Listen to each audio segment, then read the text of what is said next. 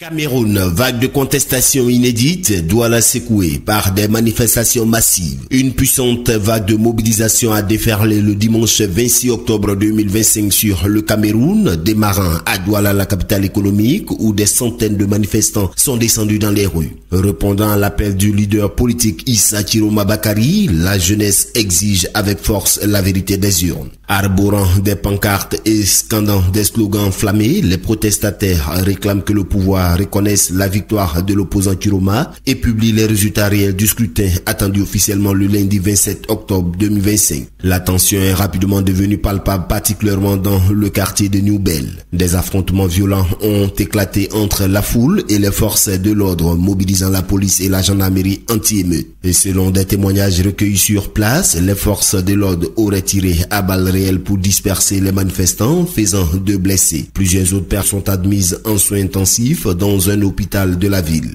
Le mouvement de colère s'est propagé comme une traînée de poudre. Garoua, Maroua, Menganga, Kaélé et Bertois connaissent à leur tour des marches de soutien. Les observateurs parlent désormais d'une contestation nationale d'une ampleur inédite depuis des années. Alors que la commission électorale s'apprête à annoncer les résultats officiels de la présidentielle du 12 octobre 2025, les appels au calme se multiplient. Les partisans d'Issa Chiroma, eux, affirment qu'ils resteront mobilisés. Pour saisir l'atmosphère sur place et entendre la voix de cette jeunesse révoltée, écoutons le témoignage de Bouba Martin, un jeune manifestant rencontré au cœur de la foule à Douala. Cette marche aujourd'hui, elle est faite pacifiquement.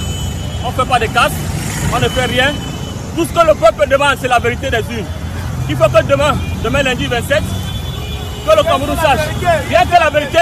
Le peuple ne demande que la vérité des urnes. C'est tout ce que nous demandons. À part ça, il n'y a rien que faire.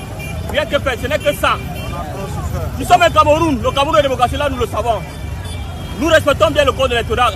À 2 semaines, nous n'en voulons pas. Pourquoi avoir tant reporter ces élections? Ça passe du 26, ça revient au 23 et puis du 27. Qu'attendons-nous de ce pays? Nous tous, pour mener ce changement.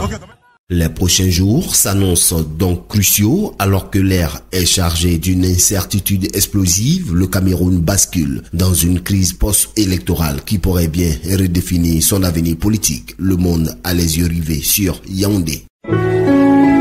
Accra, agence presse, radio et audio.